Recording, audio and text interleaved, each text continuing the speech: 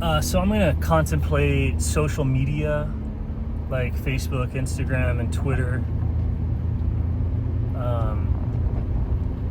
How I started using them and the different forms the addiction has taken over the last like 10 or whatever years. I got Facebook in college, like when you had to have a college email address, and it was cool. Like you suddenly like knew where all the parties were and what everybody was doing, and you could communicate and talk to people, and it posted things in a sequential order. Like people would just post, like your friends or people you're interested would post, and then you would see that. And then that's how Instagram was too. It was just like a giant online photo album. And it was super cool. I felt more connected to my friends and community because of it. Because it just gave everybody kind of like an online place to make groups, share photos, and whatever. This didn't come without cost. Like you tend to get trapped up in your self-image, almost like you just couldn't avoid it. Like no matter what, you just kind of see it doing it to everybody. Like this, just creating this like weird virtual like ego world. That, you know, at the time it felt so unnatural, and you know, you go in there and kind of like fight the machine or try and disrupt the thing, or you know, talk against it, fight against it, and you realize you're just participating in it. To whatever degree, be it kind of art or performance or real, you know, like it's funny, like if you're online and you're like writing mad, right? Like you're acting mad, like you're like trying to write a script that the other person interprets it as like, oh boy, here's that angry person stomping around with some cap locks, and how you're writing, you're like trying to make the words act or to resurrect this idea in the other person's mind of like you being indignantly huffed up or like prideful, or what, you know, like people write how they are, it's acting.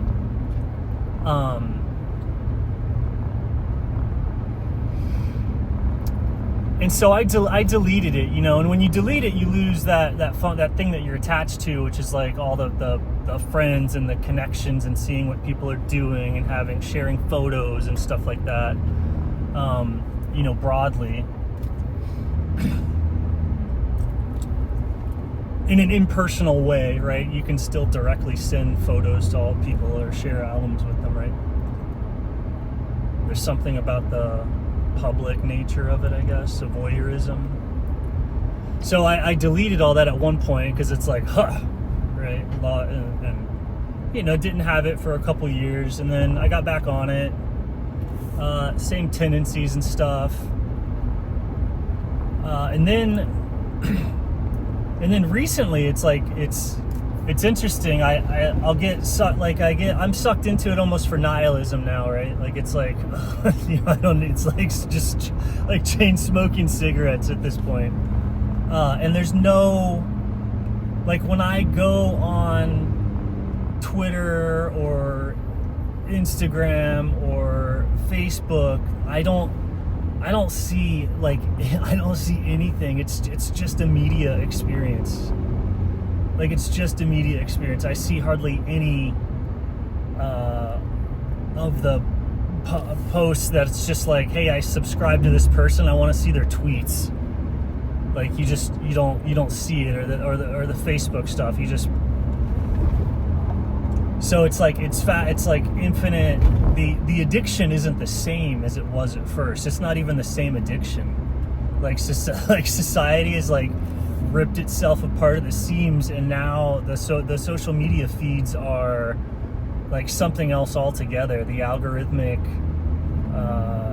sifting, like it's so far away from the original purpose of, here is my online presence, here's some stuff I did last weekend, and here's some of my thoughts, and these little like micro blogs that everyone gets to have, Like it's so far away from that purpose. It's a completely different thing with, you know, the ability to set up a microblog. But the way that microblog is funneled to people, like the reasons that it hits different eyeballs is not based on any like physical relationships or anything. It's like it's reprogramming the relationships that people have with each other. Before, like the original one, it would like maybe enhance the relationships that people had with each other and enhance your social relationships so much that you would become like prideful or addicted to your online image, which was like made of light and connected to everybody, and people like you could show like you're this big thing, this big light thing that everyone is kind of like obsessed with, but it's not that at all anymore. Like I have no self-image on Facebook or even YouTube. I don't count YouTube as like a scrolling thing. YouTube still sort of works for me because I'm just on there for like philosophy and religion and guns and whatever radicalizing content.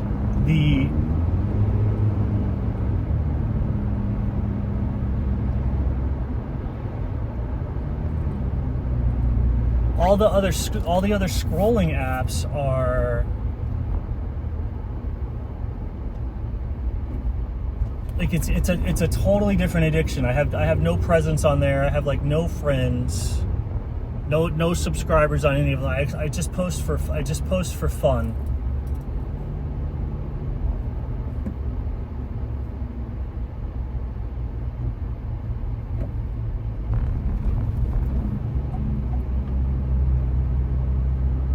I'm pretty sure I'm shadow banned on all of them from stuff with like COVID. I was talking, you know, I got some strikes and you know, I say the R word, and I think I'm pretty shadow banned. So it is just, you know, screaming into the void for my own enjoyment. It's a collection of here's some photos and thoughts that I had and all that I'm kind of sharing with myself, right? But it's like these sites are not, and it's admitted to be so, right? It's not like here's some advertisements while we get you back to your sequential feed, which is why you're here to begin with. You could have a sequential feed and then a suggested feed, but they actually prevent they don't want people to have the sequential feed because it might enhance relationships. Like they want the relationships and the type of relationships to be maintained by the algorithmic feed. You can even use the algorithmic feed to strain like the local relationships if you want to. So it's like they're adjusting the type and the intensity of the connections. You can pump stuff into your algorithmic feed to get all the kids of a particular demographic to like hate all the parents, or you can get you can get different social fragments to come together. Depending on what you pump through the algorithm, you could get any political party or any group of people to start agreeing on certain issues and pushing in the same way, all just based off of the algorithmic data.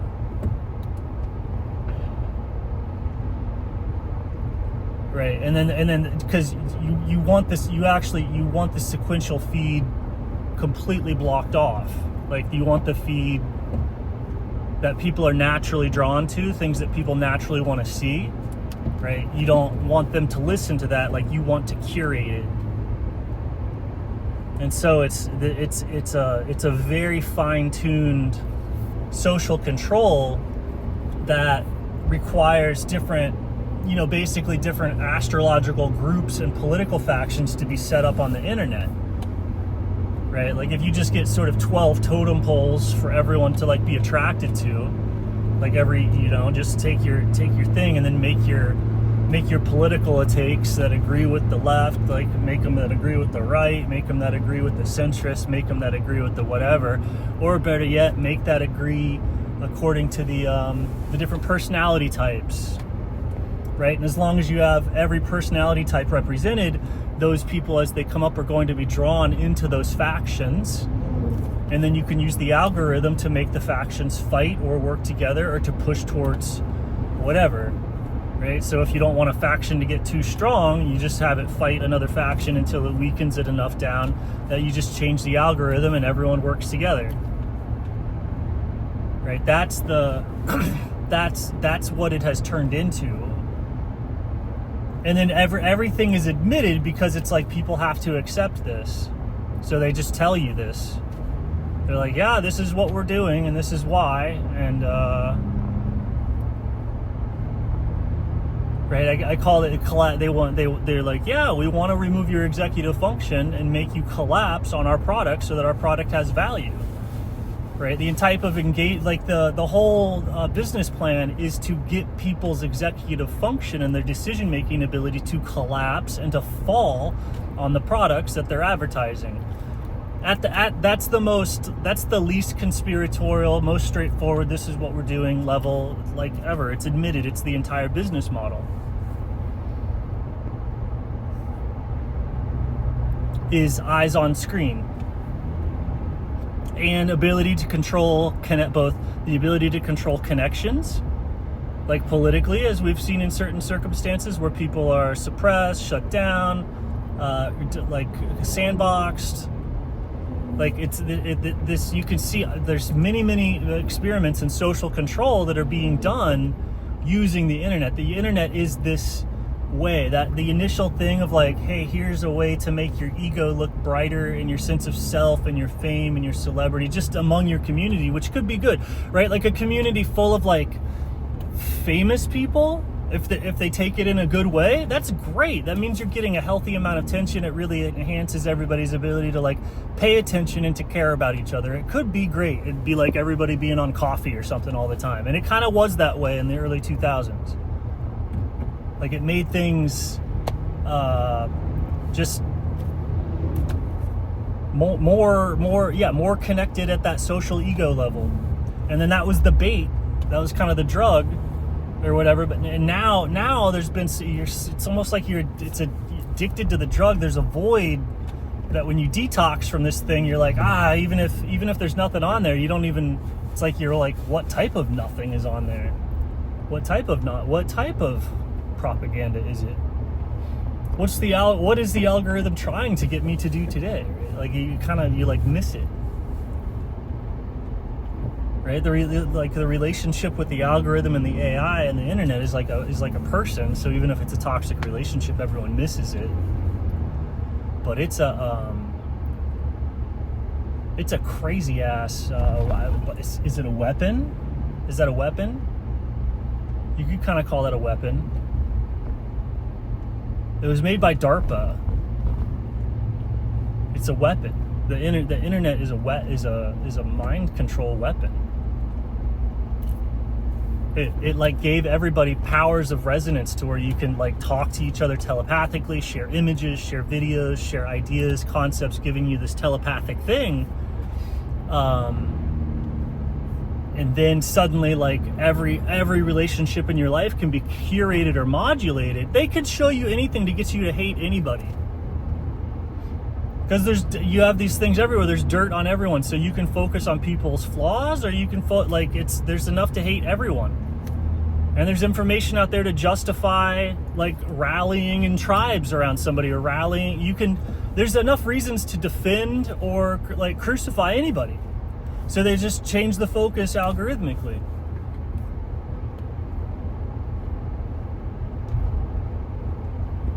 That's it dialing into the mind control, right? The chip has to come in and figure out how to interface with the brain or the computer. It's the things coming down, and the way that it's operating is figuring out how to interface the computer technology with the biological matter, with the people moving around, with the birds migrating, and all the electric, like it's dialing in. It's trying to figure it out, and everyone's pretty straightforward about it. I had a vision of this a long time ago. like the future, like just a complete, like a Borg hive mind. Like maybe it was a premonition to be stopped, or maybe it was you know, an unavoidable future. I don't know.